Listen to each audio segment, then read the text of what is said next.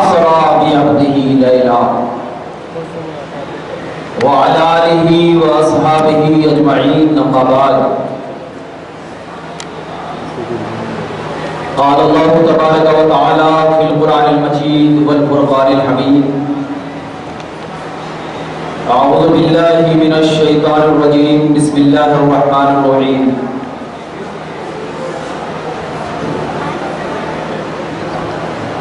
سبحان الذي أسرى بعبده ليلا من المسجد الحرام إلى المسجد الأقصى الذي باركنا حوله لنريه من آياتنا إنه هو السميع البصير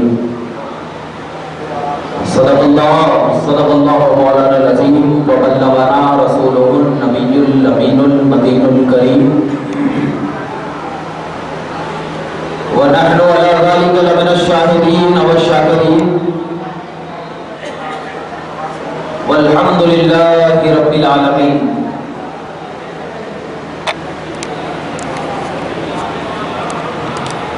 سرورا شاہ کریمہ دستگیرہ اشرفا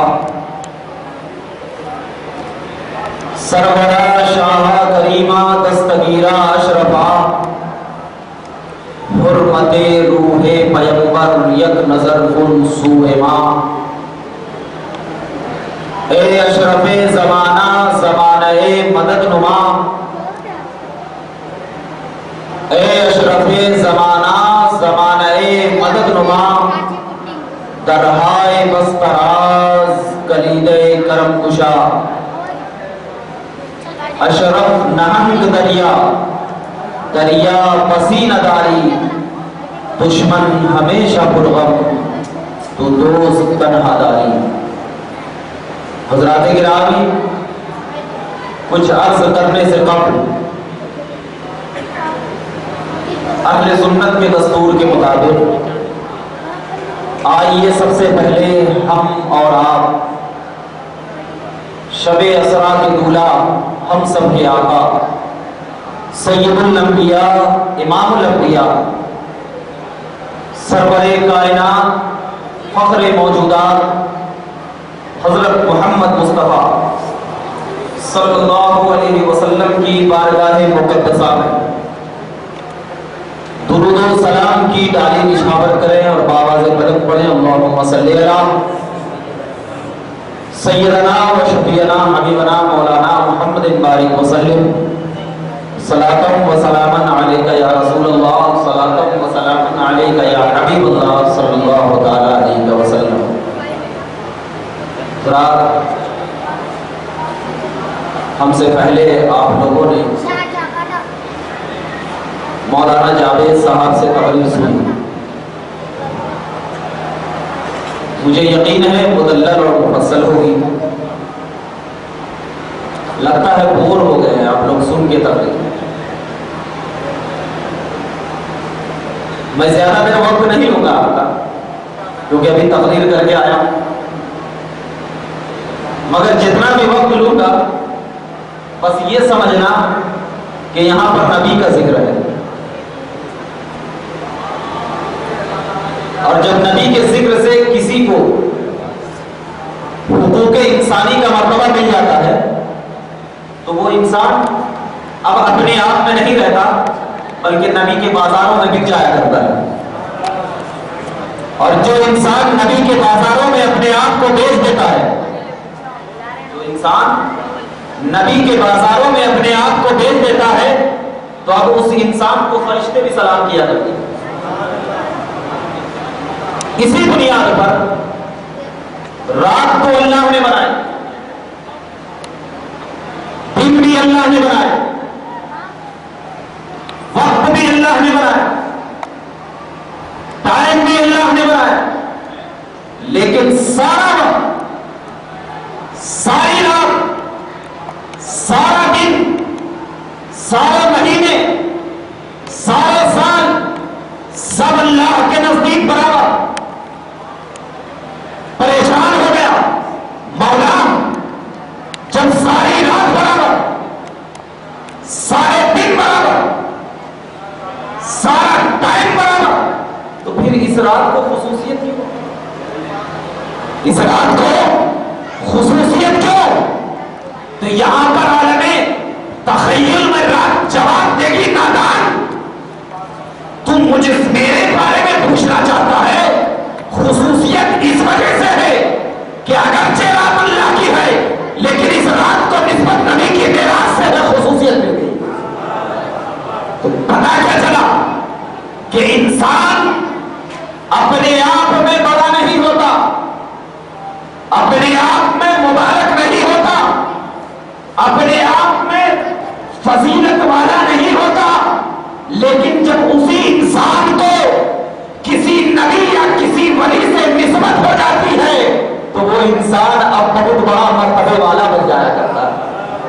تو ایک چیز ذہن میں رکھنا، وہ یہ کہ جب انسان بڑا ہوتا ہے نا تو اس بڑے کے اعتبار سے اسے رتبہ ملتا ہے، بڑے کے اعتبار سے، یعنی جتنا بڑا انسان ہو اسی اعتبار سے اسے رتبہ مل رہا ہے۔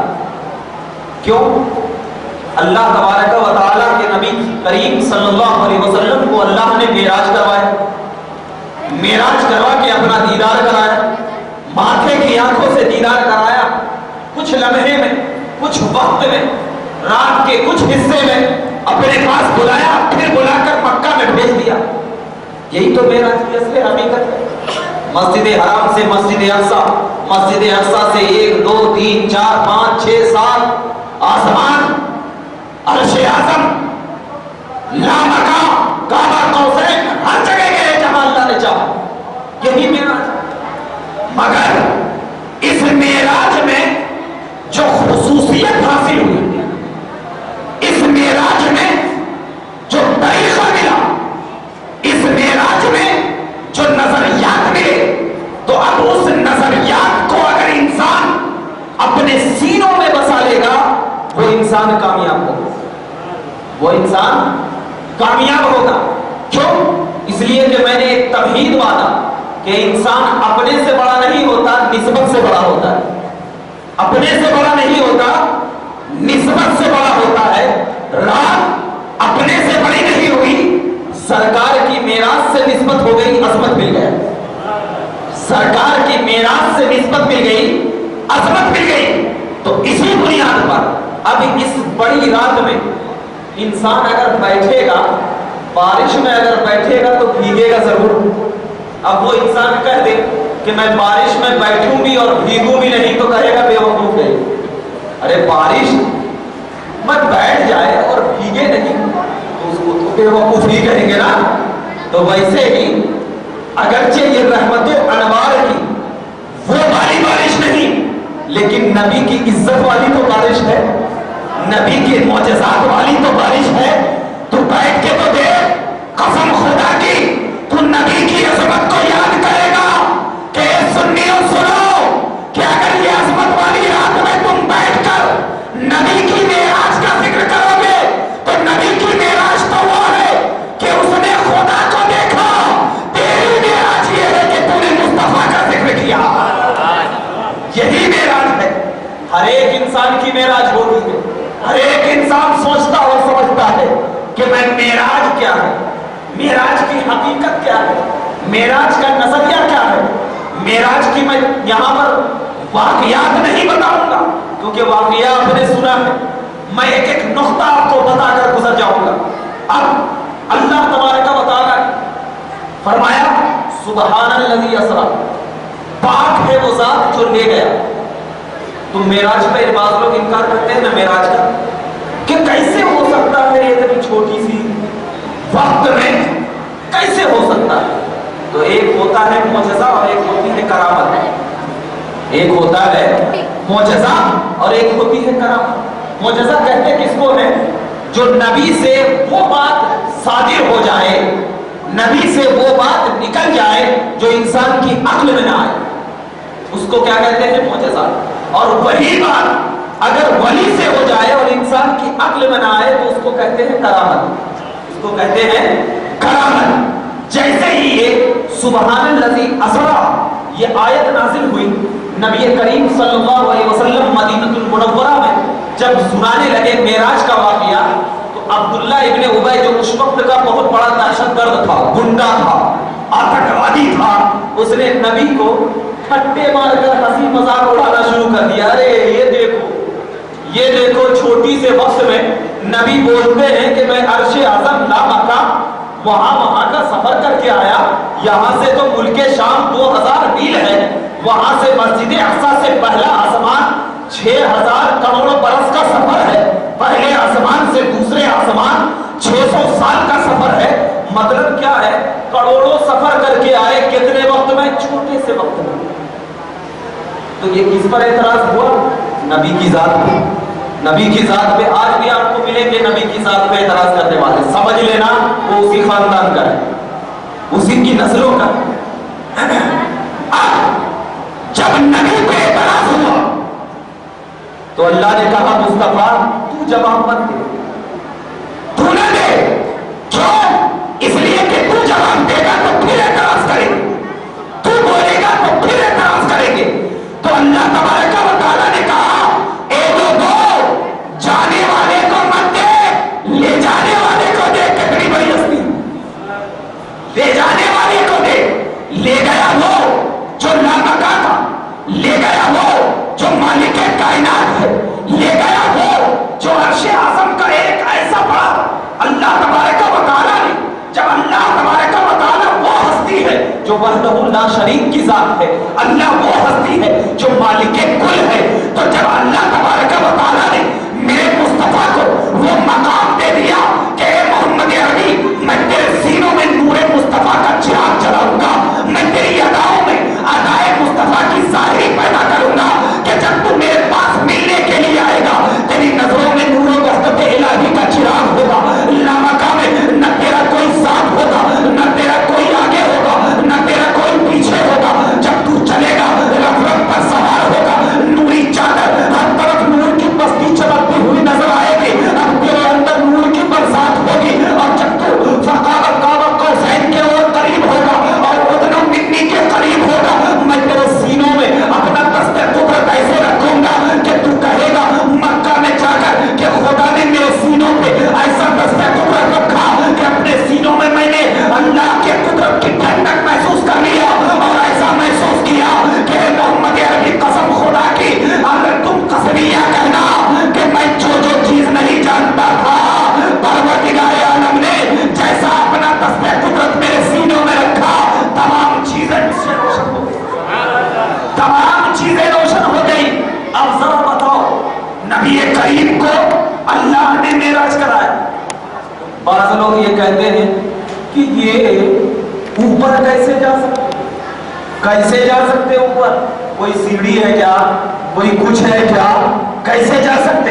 तो आपको मैं बताता चलूं, आपको मालूम है कि जब नबी मस्जिद हराम से मस्जिद अक्सा पहुंचे तो तमाम नबियों की इमामत कराई ना। ये बात हदीस से साबित है, इमाम मुस्लिम ने रिवायत किया, तमाम नबी मुख्तलिफ। बाद लोग कहते हैं रूहानी में रात हुई, रूहानी में हुआ, कहीं को रूहों ने नमाज पढ़ी होगी, जिस्म ने कहा। तो मैंने उनको यही जवाब दिया, ठीक है मान लेते हैं कि रूहों ने नमाज पढ़ी, जो मर जाता है उसकी रूह होती है ना, जो जिंदा रहता है। तमाम कुरान कहता है कि हजरत ईसा अलैहिस्सलाम को जिंदा आसमान पे उठा लिया गया। कुरान कहता है वमा कुतिलू वमा सुलिबू वलाकिन अल्लाह रुफिउ, कि न कत्ल किए गए न सूली दी गई, अल्लाह ने उन्हें जिंदा उठा लिया। यही तो है ना।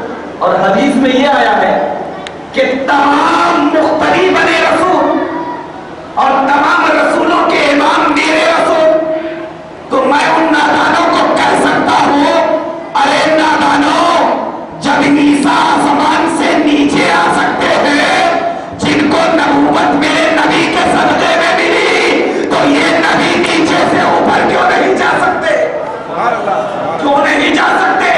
जरा इतना तो देख कि ईसा जिंदा और जिंदा आसमान से नीचे आया, तो या रसूल अल्लाह, ये ईसा को नबूवत तो आपके सदक़े में मिली, तो आप क्यों नहीं नीचे से ऊपर जा सकते? अब जरा बताओ, उनके अक्ल पे पर्दा पड़ा हुआ है, पर्दा पड़ा हुआ है। अब जरा देखना, अब इमामत कराई ना, मगर इमामत कराने के बाद अल्लाह के नबी ने कहा انا امام الانبیاء لا فخر لی، میں نبیوں کا امام ہوں لیکن مجھے کوئی فخر نہیں، مجھے کوئی فخر نہیں۔ کیوں؟ اس لیے کہ مثال کے طور پر ایک سمپل سی مثال دیتا ہوں۔ کیا انسان ابھی پڑھنا شروع کیا، 10th آیا، اس کو اور خواہش ہوتی ہے میں ڈگری پڑھوں، ڈگری بھی ہو گئی، اس کو اور خواہش ہوتی ہے میں انجینئر بنوں، MBA کروں، اور آگے پڑھتا گیا یہاں تک کہ وہ لاسٹ پوزیشن پہ آ گیا، اس کے بعد پڑھائی نہیں، تو اب اس کی کوئی خواہش ہوگی نہیں ہوگی نا؟ سوچا میں تو پورے حاصل کر لیا ہوں، اب حاصل کرنے کی کوئی ضرورت نہیں ہے، تو اب اگر اسے چھوٹی چیز دے دی جائے تو اس کے سامنے کوئی معنی نہیں رکھتی، کوئی چیز اس کے سامنے حیثیت نہیں رکھتی۔ اب امام الانبیاء ہے نبی، امام الانبیاء ہے نبی، تو اگر نبی یہ کہتے کہ میں انا امام الانبیاء، میں نبیوں کا امام ہوں، مجھے اس پر فخر ہے، نہیں ہوتا، وہاں پر تو سب سے بڑے، اور یہ تو چھوٹی چیز ہے، یہ تو چھوٹی چیز ہے، کوئی حیثیت نہیں۔ تو میں پوچھتا ہوں یا رسول اللہ، آپ کی عظمت کو تو سلام، آپ کی رفعت کو سلام، آپ کے اعجاز کو سلام، آپ کو تو فخر نہیں، لیکن اے عیسیٰ ذرا آپ بتاؤ کہ نبی کے پیچھے آپ نے نماز پڑھی، کیا اس بات پہ آپ کو فخر ہے؟ اس بات پہ آپ کو فخر ہے؟ تو حضرت عیسیٰ کہتے ہیں قسم خدا کی میری تو یہی خواہش تھی کہ میں آسمان پہ تھا تو خدا کی بارگاہ میں دعائیں کر رہا تھا، مولا ایک وقت ایسا دے کہ میں تیرے نبی کے پیچھے نماز پڑھوں اور ان کے وسیلے سے میں دعا کرتا چلا جاؤں، ان کے وسیلے سے دعا کرتا چلا جاؤں۔ تو اب ذرا بتاؤ کہ جب نبیوں کا یہ عقیدہ ہے کہ اگر ایک نماز نبی کے پیچھے پڑھی جائے وہ 100 نماز سے بڑی ہوا کرتی ہے، تو اگر ہم سنی نبی کے پیچھے تو نماز نہیں پڑھ سکتے، لیکن دل میں اگر نبی کا خیال لے کر نماز پڑھے تو یہ ایک نماز ہماری 1000 نمازوں سے بہتر ہے۔ یہی وجہ ہے کہ ہم یہاں پر نبی کی عظمت کا احترام کرتے ہیں، یہی وجہ ہے کہ جب ہم نبی کی یاد آتی ہے تو ہم ہر طریقے سے ذکر کیا، ہر طریقے سے۔ اور عظمت مصطفیٰ ایسی ہونی چاہیے کہ نبی کریم کو اللہ نے معراج کیوں کروائی، کیا وجہ ہے جو اللہ کے نبی کو معراج کروانے کی؟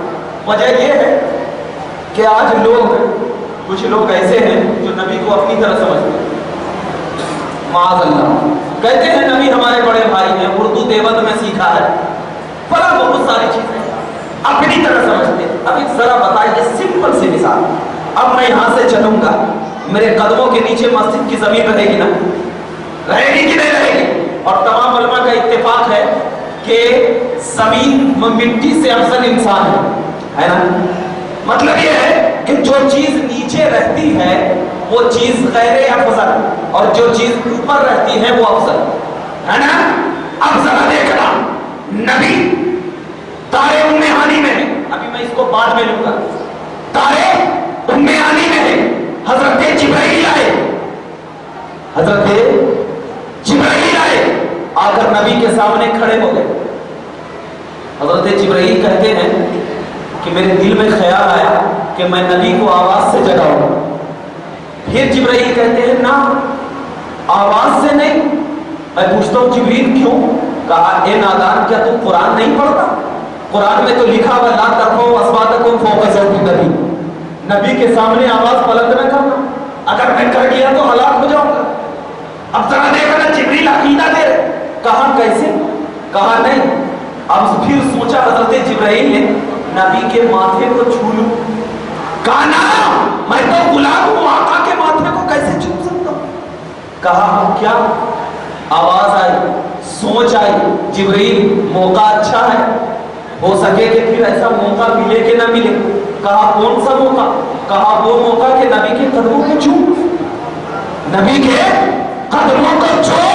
حضرت جبرائیل کہتے ہیں میں بغیر سوچے سمجھے اپنے کافوری ہونٹ کو نبی کے انگوٹھے سے لگا دیا۔ حضرت جبرائیل کہتے ہیں جیسے نبی کے انگوٹھے سے میرے ہونٹ لگے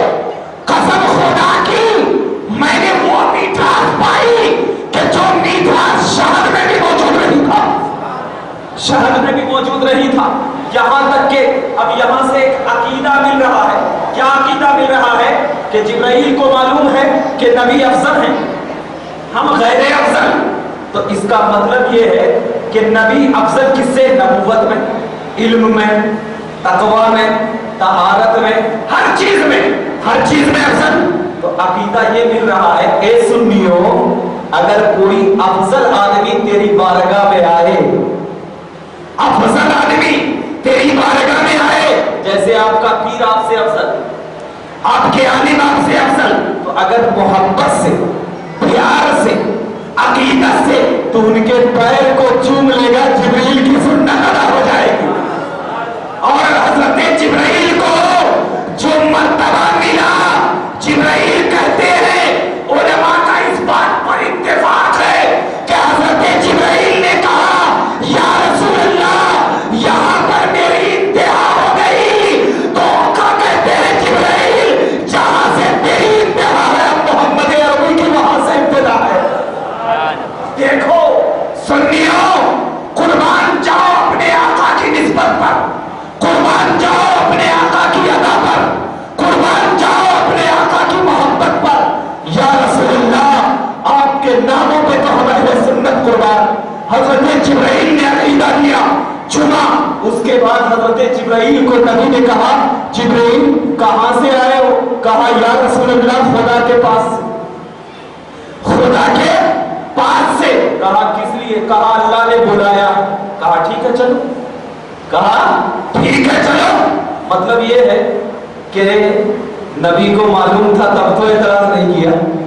اور یہ مت سوچنا کہ نبی سوئے ہوئے تھے، نہیں سوچنا، کیونکہ نبی فرماتے ہیں ینام قلبی ولا ینام عینی ولا ینام قلبی، میری دونوں آنکھیں تو سوتی ہیں لیکن میرا دل جاگتا رہتا ہے، میرا دل جاگتا رہتا۔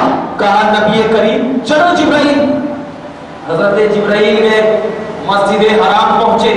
مسجد حرام جب پہنچے تو حضرت جبرائیل نے نبی کے سینے پہ اپنا دست مبارک رکھا، سینہ چیرا گیا، دل نکالا گیا، اور دل سے اللہ کے نبی فرماتے ہیں میرے دل کو نکالنے کے بعد آب زمزم سے دھویا گیا، آب زمزم سے دھویا گیا۔ اب ذرا یہاں پہ رک جاؤ، ایک گلاس پانی منرل واٹر اور ایک گلاس میرے پاس پانی ہے زمزم، دونوں کو میں یہاں پہ رکھ لیا۔ حافظ صاحب دیکھ لیے کہ کہاں پہ زمزم رکھا ہوا ہے اور کہاں پہ منرل واٹر رکھا ہوا ہے نا۔ پھر میں حافظ صاحب کو بولا ذرا باہر جائیے، اس کے بعد میں الٹ پلٹ کر دیا۔ اس کے بعد حافظ صاحب آئے، میں اس سے پوچھوں گا بتاؤ زمزم کا ہے، تو تکا تو مار سکتے ہیں لیکن یقین سے نہیں کہہ سکتے یہی زمزم ہے نا۔ بات صحیح بول رہا ہوں نا؟ ایک تو یہ زندے کی بات ہے، مگر حافظ صاحب کا میں دل نکال لوں تو زندہ رہے گا؟ نہیں رہے گا نا۔ مگر آپ نبی کی بارگاہ میں اللہ کے نبی کہتے ہیں میرا دل نکالا گیا، دشت میں رکھا گیا۔ یا رسول اللہ دل نکالنے کے بعد بھی آپ جاگ رہے تھے؟ دل نکالنے کے بعد بھی آپ کو یقین تھا؟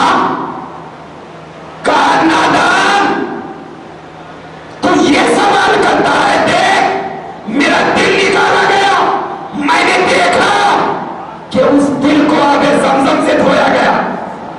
امام دارقطنی لکھتے ہیں کہ حضرت جبرائیل کا بیان کیا کہ حضرت جبرائیل نے کہا کہ جب نبی کے دل کو نکالا گیا، دشت میں رکھا گیا، تو میری آنکھوں نے دیکھا کہ نبی کے دل میں دو آنکھ تھی اور دو کان تھے، دو آنکھ تھی اور دو کان تھے۔ نبی ان دونوں آنکھوں سے دیکھتے بھی تھے اور ہماری باتوں کو سنتے بھی تھے۔ اے نادانو سمجھ لے، جو نبی کو اپنی طرح کہتے ہیں ذرا اپنے دل کو بھی نکال کے بتا دو، اپنے دل کو بھی نکال کے بتا دے۔ یہ اب اس سے تو ایک یہ بات ثابت ہو گئی کہ نبی ہماری طرح نہیں، اور دوسری بات یہ ہو گئی ہم کو دل کی ضرورت ہے نبی کو نہیں، ہم کو دل کی ضرورت ہے۔ تو یہی چیز گمراہ کون ہوئے؟ جو اپنی عقل سے نبی کی حیات کو سوچا، اپنی عقل سے نبی کی حیات کو سوچا۔ اگر نبی کی حدیث سے نبی کی حیات کو سوچتا تو گمراہ نہ ہوتا، گمراہ نہ ہوتا۔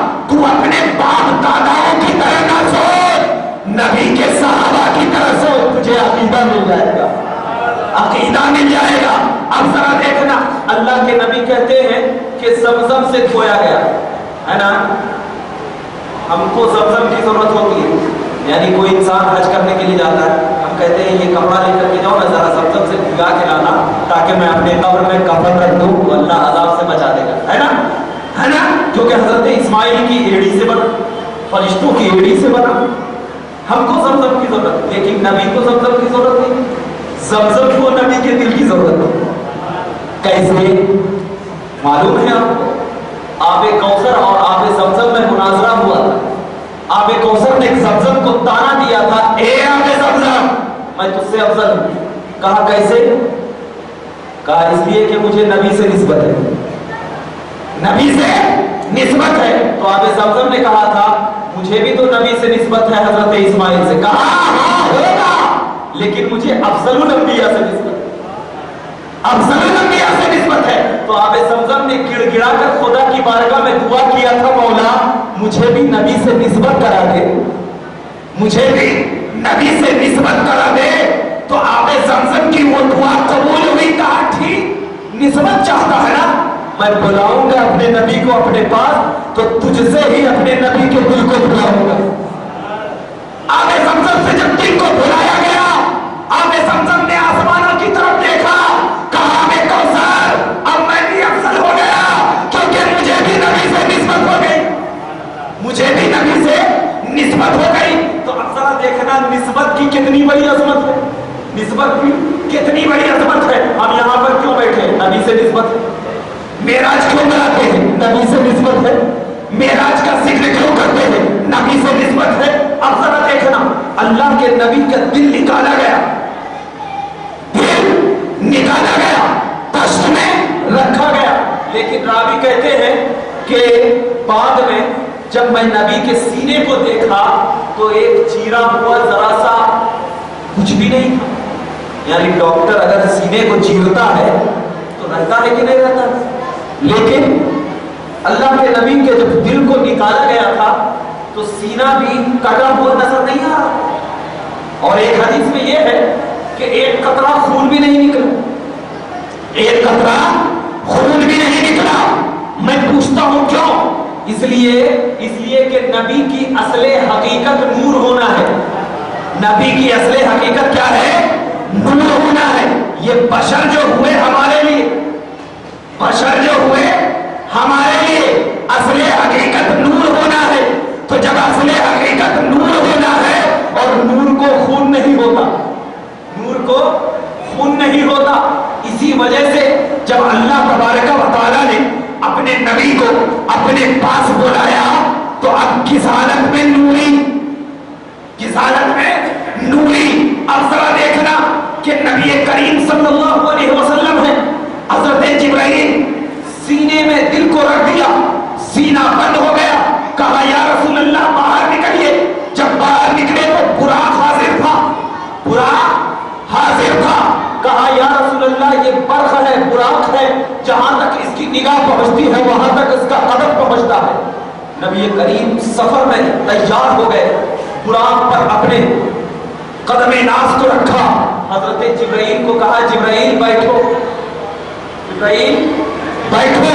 कहा या रसूल अल्लाह नहीं, आगे नहीं बैठ सकता। कहा पीछे बैठो। कहा या रसूल अल्लाह पीछे भी नहीं बैठ सकता। अब मैं पूछता हूँ ए जिब्राइल आप नबी के साथ क्यों नहीं बैठे? आप भी तो एक फरिश्ता है, नबी के साथ क्यों नहीं बैठे? तो हजरत जिब्राइल आलम तखय्युल में कहेंगे नादान, मैं नबी के बराबर नहीं तो बैठूंगा बराबर कैसे? गुलाम जो होता है साथ में ही बैठता, कदमों में रहता है।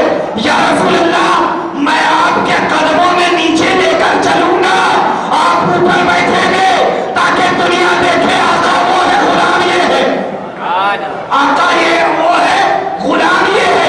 इसीलिए हजरत जिब्राइल अकीदा दे रहे थे, अरे गुलाम को कितना भी बड़ा मर्तबा मिल जाए लेकिन आका के कदमों के नीचे ही रहा करता है।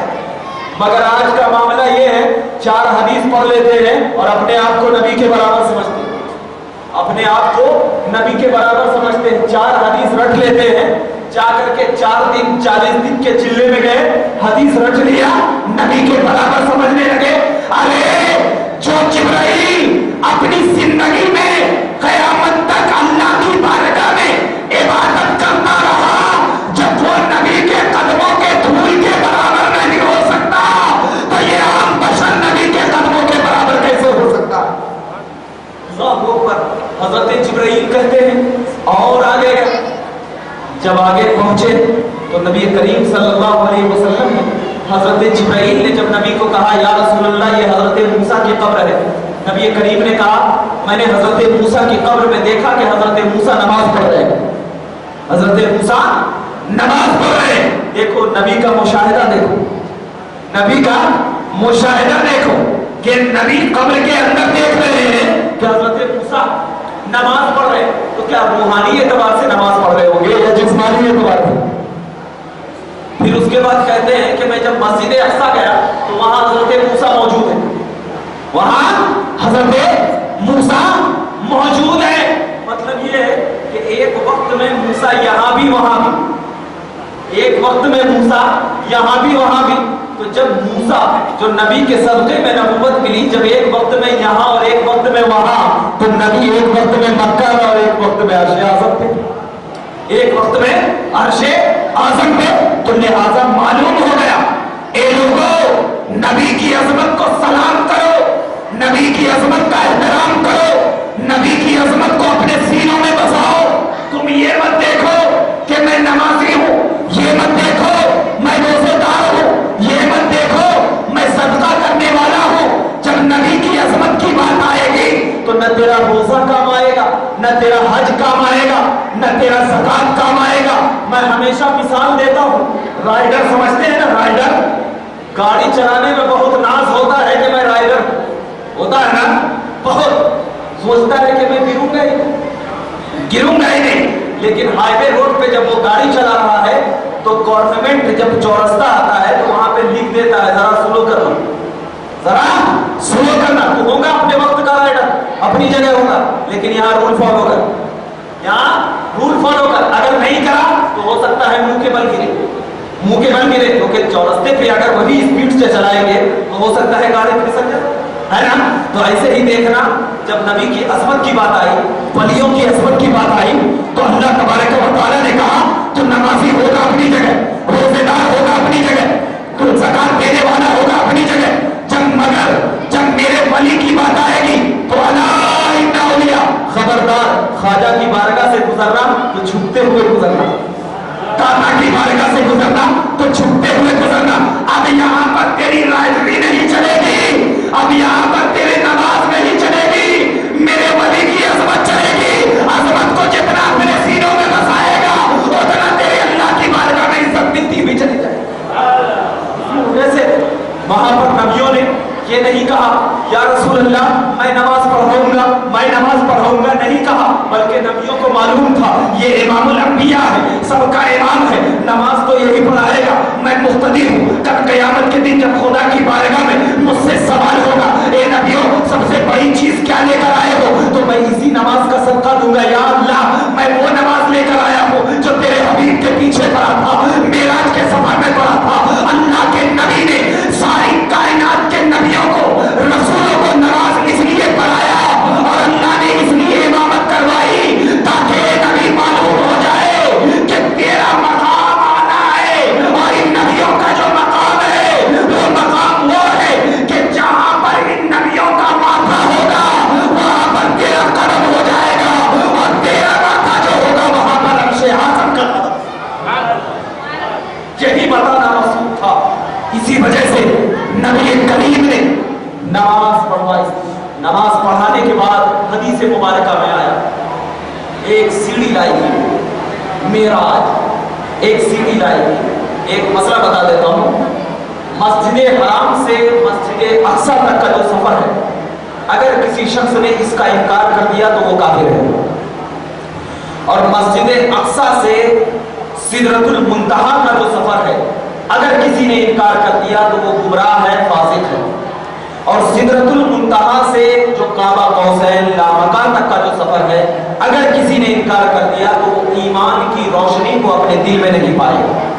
इतना से हजरत जिब्रील सीढ़ी लाया गया, सीढ़ी اب ذرا بتاؤ عقل کہے گی یہاں پر سے جب اڑیں گے آسمان پہ جائیں گے تو بیچ میں نہ ہوا ہے نہ پانی نہ خلا، اور انسانی زندگی کے لیے یہ تین چیزیں ضروری، ہوا پانی ہے نا.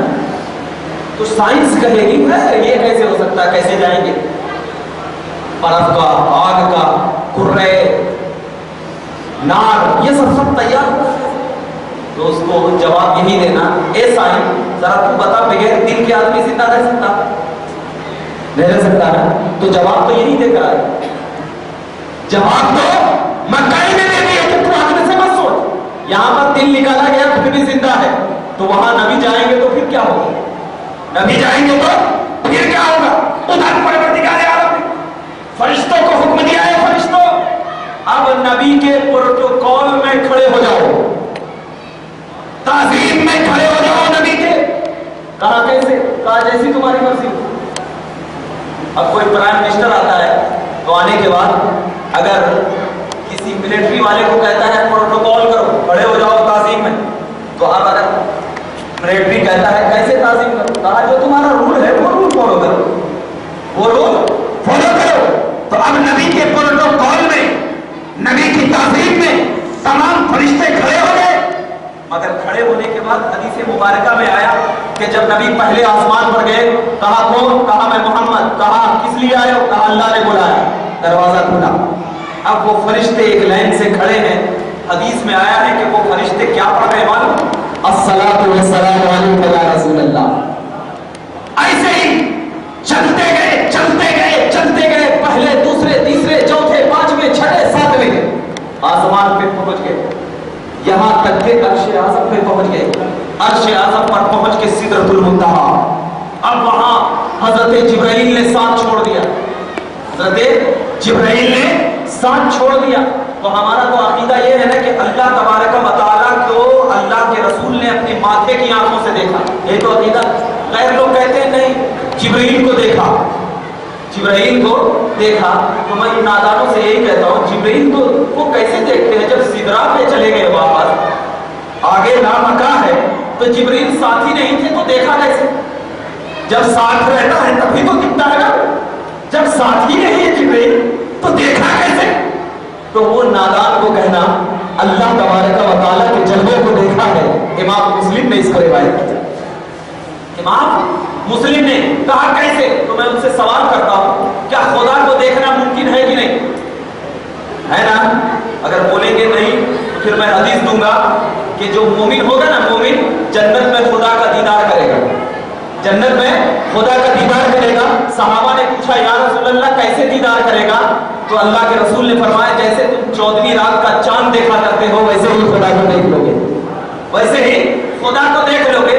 تو اب جس پر ایمان لایا، نبی پر ایمان لایا، اللہ پر ایمان لایا، تو جس پر ایمان لایا، تو جس کی وجہ سے ہم خدا کو دیکھ سکتے ہیں، تو کیا وہ خدا کو نہیں دیکھ سکتا؟ وہ خدا کو نہیں دیکھ سکتا، مالک جنت خدا کو نہیں دیکھ سکتا. اب یہی دیکھیے جبرائیل نے ساتھ چھوڑ دیا، اللہ کے نبی صلی اللہ علیہ وسلم آگے گئے. آگے جانے کے بعد لامکاں پہنچے. اب یہاں پر ایک پوائنٹ دے رہا ہوں، اللہ تبارک و تعالیٰ نے نبی کریم کو مکہ سے بلایا، مکہ سے بلایا. دیکھیں مکہ جو ہے یہ سینٹرل ہے پوری دنیا کا، مکہ سے بلایا. مکہ سے مسجد اقصیٰ گئے، ساتوں آسمان پہ. اب مکہ سے جب مسجد اقصیٰ پہنچے تو نبی اوپر زمین نیچے. دیکھیے گا ذرا عقیدہ دے رہا ہوں، ذہن میں رکھیے گا. نبی اوپر زمین نیچے، آسمان پہ گئے نبی اوپر آسمان نیچے، دوسرے آسمان پہ گئے نبی اوپر آسمان نیچے. ایسے ہی ساتویں پانچویں چھٹے ساتویں سب نبی کے قدموں پہ. جنت کے اوپر سے گزرے، جنت نیچے نبی اوپر. جہنم کے پاس سے گزرے، نبی اوپر جہنم نیچے. یہاں تک کہ سدرۃ المنتہا نیچے نبی اوپر. اللہ کا عرش نیچے نبی اوپر. یہاں تک کہ لامکان نیچے نبی اوپر. کعبہ قوسین نیچے نبی اوپر. تو مطلب کیا ہے؟ اے محمد عربی، جب میں نے تیرے نور کو پیدا کیا اور اللہ کے نبی نے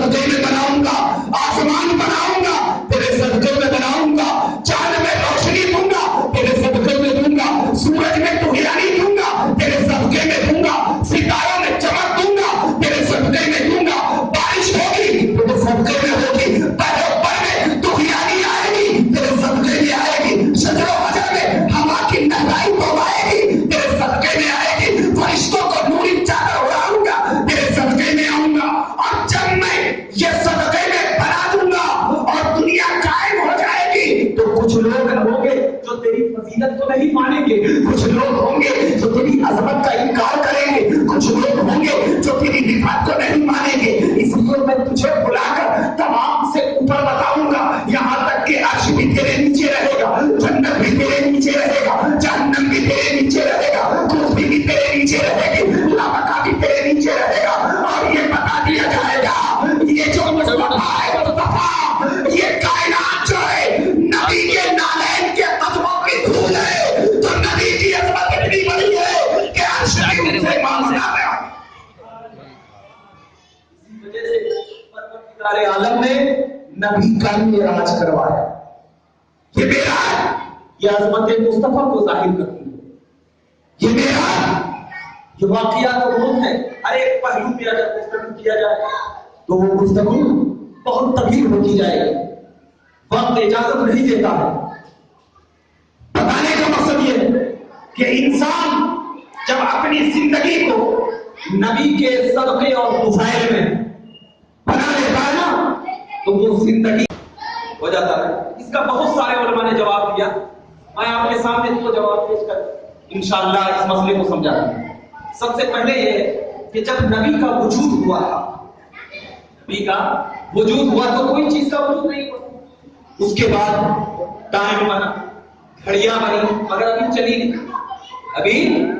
नहीं। हजरत आदम के पुष्ट में जब नूरे मोहम्मदी डाला, टाइम चलना शुरू कर दिया। ठीक है ना? जरा देखना, जरा हिसाब से इसको सुनना और उसके बाद पुष्ट दर पुष्ट नूरे मोहम्मदी फैलता गया, यहां तक कि नबी करीम सल्लल्लाहु अलैहि वसल्लम मक्का में आखिरी नबी बनकर तशरीफ लाए, है ना? तो टाइम चल रहा था। तो नबी जब तक दुनिया में टाइम अपने हिसाब से चल रहा था, लेकिन जब अल्लाह तबारक व तआला ने नबी करीम को इस दुनिया से ऊपर बुलाया, तो जहां से नबी गए थे वहीं से टाइम रुक गया।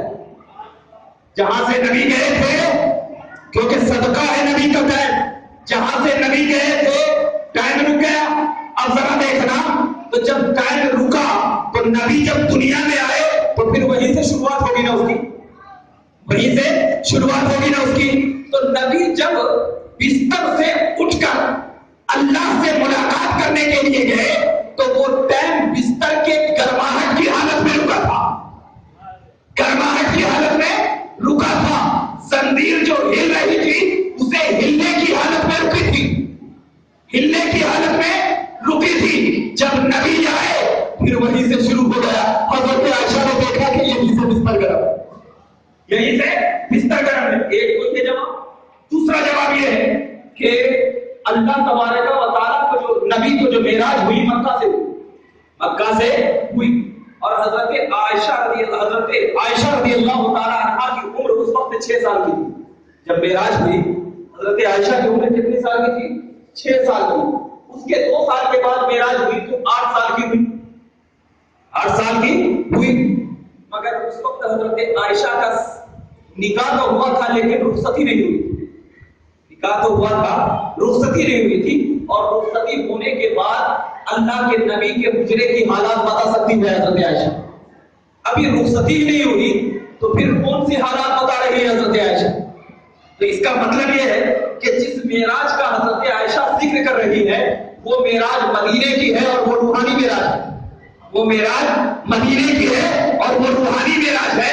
और जिस मेराज जिस्मानी का मैं जिक्र कर रहा हूं ये मेराज मक्के की है और तारे उम्मे हानी की है, तारे उम्मे हानी की है। लिहाजा आपकी ये दलील काबिल कबूल नहीं। एक चीज। दूसरा एतराज वो लोग करते हैं कि बात अहले सुन्नत बोलते माथे की आंखों से देखा, ये कैसे मुमकिन है? और वो दलील क्या बोलते हैं? हजरत अमीर मुआविया रज़ी अल्लाह तआला अन्हु ने कहा हदीस मुबारका में कि जिसने ये कौल किया कि अल्लाह के रसूल ने अल्लाह को अपनी माथे की आंखों से देखा उसने झूठ बांधा, झूठ बांधा। तो इस हदीस का सिंपल जवाब है कि जब मेराज हुई ना हजरत अमीर मुआविया ईमान ही नहीं रहे थे। जब मेराज हुई हजरत अमीर मुआविया ईमान ही नहीं रहे थे।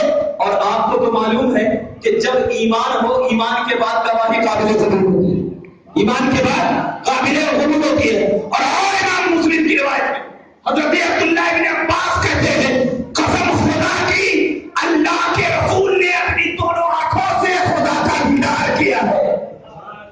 تو یہ معراج نبی کی یہ چیز ہے. نبی کو معجزات تو بہت ملے لیکن جو بڑا ہوتا ہے نا اس کے اعتبار سے وہ گفٹ اچھا لگتا. اس کے اعتبار سے اگر کوئی مفتی ہو اس کو آپ 1 روپے کا چاکلیٹ گفٹ نہیں کرتے کیونکہ اس کی شان کے مطابق ہے. اس کے گفٹ تو گفٹ ہے لیکن شان کے مطابق ہے. اس کی شان کے اعتبار سے اللہ کے رسول کو بہت سارے معجزات ملے, بہت سارے, لیکن سورج کو پلٹانا, چاند کو تو ٹکڑے کرنا, درختوں کو سجدہ کروانا, یہ سب معجزات ایسے ہیں جو نبی کے شان کے مطابق نہیں, نبی کے شان کے مطابق نہیں. علماء فرماتے ہیں کہ صرف 2 معجزہ ایسے ہیں جو نبی کے شان کے مطابق. ایک معجزہ وہ جو قرآن ہے, ایک معجزہ کیا ہے؟ قرآن ہے, اور دوسرا معجزہ اللہ کا دیدار ہے. اللہ کا دیدار ہے. کیوں؟ اس لیے کہ جب شان بڑی ہوتی ہے, جب شان بڑی ہوتی ہے تو اس کے بعد کہہ کر پتھروں سے پانی نکلوایا, میں آپ کو وہ گفٹ دوں گا جو گفٹ کے کسی کو نہیں گیا, نہ موسیٰ نہ آدم نہ عیسیٰ نہ نوح, کسی کو نہیں. یا رسول اللہ میں اپنے پاس بلاؤں گا تو اپنا دیدار کرواؤں گا تاکہ دنیا دیکھے کہ گفٹ دینے والا بھی عظمت, گفٹ لینے والا بھی عظمت والا. اسی لیے اللہ تبارک و تعالیٰ نے نبی کریم کو معراج کروایا.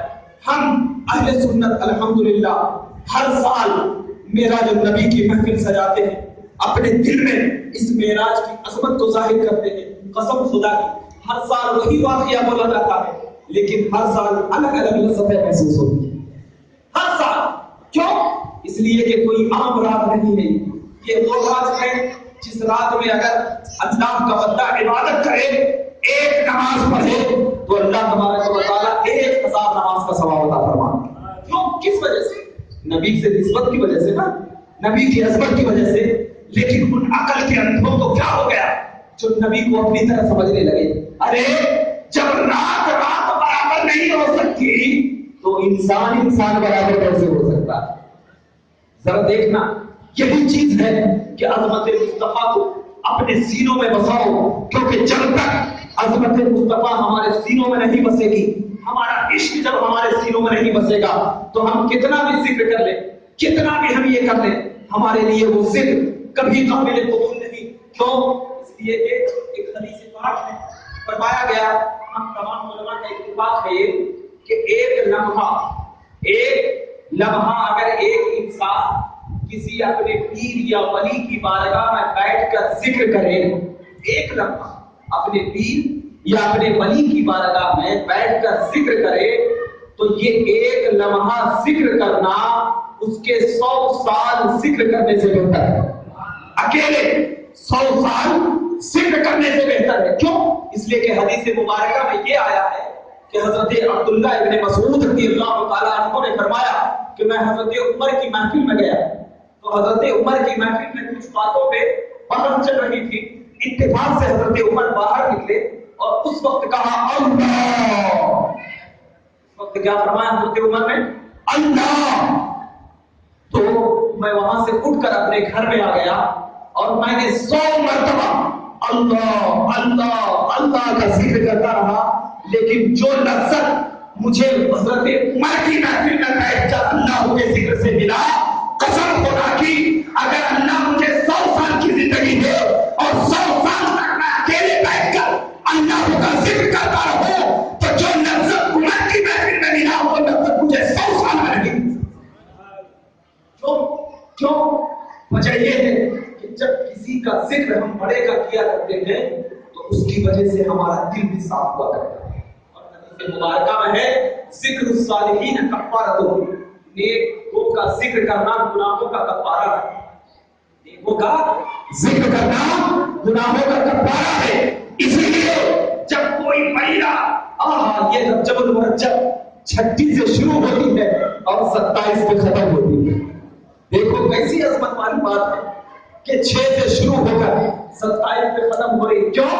اس لیے کہ سب صالحین ہیں اور صالحین کا جب ہم ذکر کریں گے تو قسم خدا کے اس ذکر سے ہمارا دل بھی صاف ہوگا, ہمارا ایمان میں درختگی ہوگی.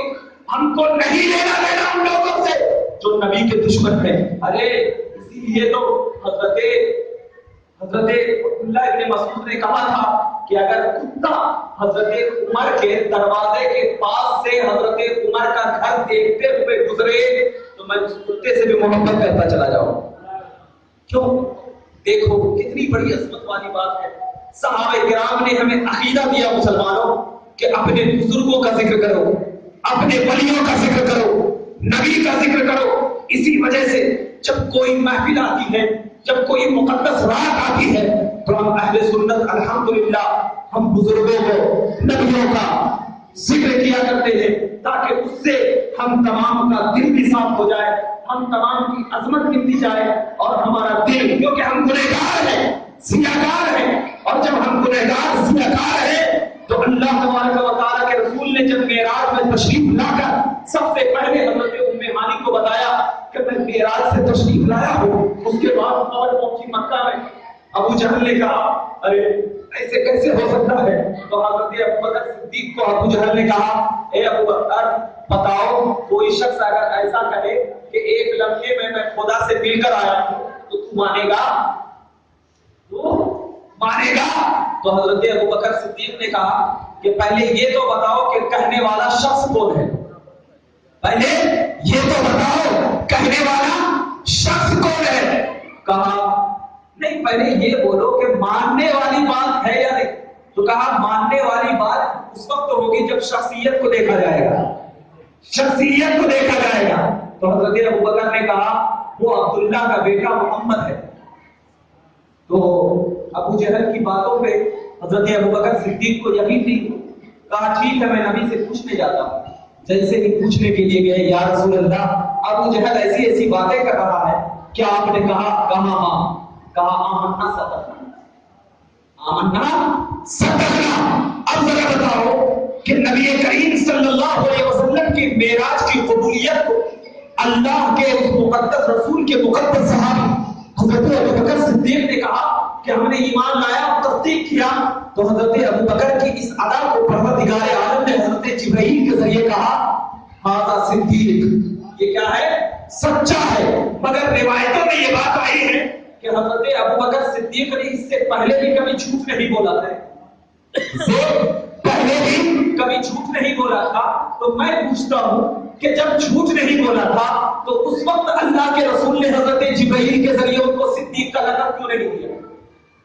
کیوں نہیں دیا؟ پتا کیا چلا؟ جہاں پر عظمت مصطفیٰ پامال ہونے لگے, جہاں پر ناموس رسالت کو گالیاں دی جانے لگے, وہاں پر اگر حقانیت بیان کرو گے تب تمہیں سچا عاشق رسول سمجھا جائے گا. اسی لیے ہم اہل سنت دنیا کے کسی بھی کونے میں بیٹھ کر الحمدللہ انٹرنیٹوں پہ 1000 ویڈیو ہے, کسی بھی کونے میں بیٹھ کر الحمدللہ کبھی کسی سے ڈرتے نہیں, کیونکہ حقانیت وہ ہوتی ہے. حضرت علی کہتے ہیں کہ اگر کسی شخص کا کوئی دشمن نہ ہو, کسی شخص کا کوئی دشمن نہ ہو تو وہ سب سے بڑا منافق ہے. سب سے بڑا کیا ہے؟ منافق ہے. کیونکہ دشمن اس شخص کا ہوا کرتا ہے جو حق بات بولا کرتا ہے. اسی لیے اہل سنت کے بہت دشمن ملیں گے. یہ تصور نہ کرنا کہ فلاں دشمن ہے, فلاں دشمن ہے, فلاں دشمن ہے. ارے مکہ سے بھی بڑا کوئی آتنکواد تھا, ابو جہل سے بھی بڑا کوئی دہشت گرد تھا, ابو لہب سے بھی بڑا کوئی گنڈا تھا. آج تو یہ چلتے ہیں, وہ تو سردار تھا. جب سرداروں سے صحابہ نہیں ڈرے تو اس صحابہ کے غلامی نوکروں سے کیا ڈریں گے؟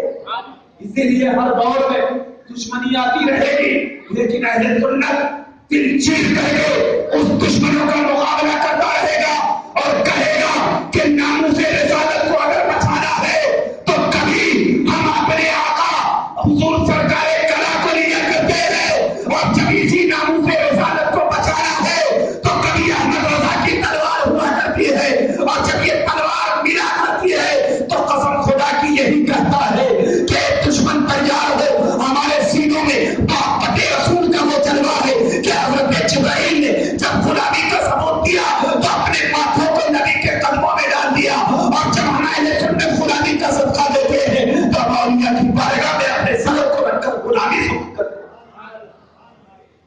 طے ہے کہ ہم تمام لوگ اس محفل میں بیٹھ کر نبی کی عظمت اور نبی کا احترام کرتے ہیں. یہ وہ مقدس رات ہے کہ اس مقدس رات میں ہم تمام کو چاہیے کہ ہم تمام لوگ عظمت مصطفیٰ کے قائل ہوں اور اس رات میں اپنے نبی کا ذکر و اذکار کریں. اس رات میں ہم درود پڑھیں، سلام پڑھیں، ذکر و اذکار کریں، نفل نماز پڑھیں، قرآن کریم کی تلاوت کریں. یہ رات ایسی رات ہے جس رات میں اللہ تبارک و تعالیٰ مسلمانوں کی دعاؤں کو قبول کرتا ہے. آج ہمارے کچھ بچے ہیں جو ایک گاڑی پہ رائڈر کی حیثیت سے پھرتے ہیں، کھاتے ہیں، گھومتے ہیں. کیا فائدہ جاگنے سے؟ ارے جاگنے کوئی تاجر تجارت اس وقت نہیں کرتا جب تک کہ تجارت میں فائدہ نہ ہو. ویسے بھی انسان ہے، ابھی وقت ہے کچھ نیکیاں کما لو تاکہ اللہ کی بارگاہ میں تمہیں جواب دینا پڑے کہ جب تم مر جاؤ گے تو خدا کی بارگاہ میں کیا دکھاؤ گے چہرہ. آج یہاں پہ صرف تقریر سن لینا ہمارے نیکی کی دلیل نہیں ہے. جس طرح آپ تقریر سن رہے ہیں اسی طرح آپ نفلی عبادت کا اہتمام کریں، قرآن پڑھیں، ذکر و اذکار کریں، گناہوں کی توبہ کریں، مولا کریم سے گر گڑا کر اللہ کی بارگاہ میں دعا کریں کہ مولا کریم ہم نے آج تک گناہ کر لیے ہیں، اب سے ہم گناہ نہیں کریں گے، توبہ کریں گے. قسم خدا کی یقین ہے کہ اللہ تبارک و تعالیٰ ہماری دعاؤں کو کبھی رد نہیں کرے گا. اسی پہ میں اپنی تقریر کا اختتام کرتا ہوں. اللہ رب العزت کی بارگاہ میں دعا ہے کہ اللہ تبارک و تعالیٰ ہم تمام کو صحیح راستے پر چلنے کی توفیق عطا فرمائے اور ہم تمام کو سچا پکا عاشق رسول بنائے اور ہم تمام کی نگاہوں میں عظمت مصطفیٰ اور عظمت اولیاء کا چراغ جلائے. وآخر دعوانا الحمدللہ رب العالمین. السلام علیکم.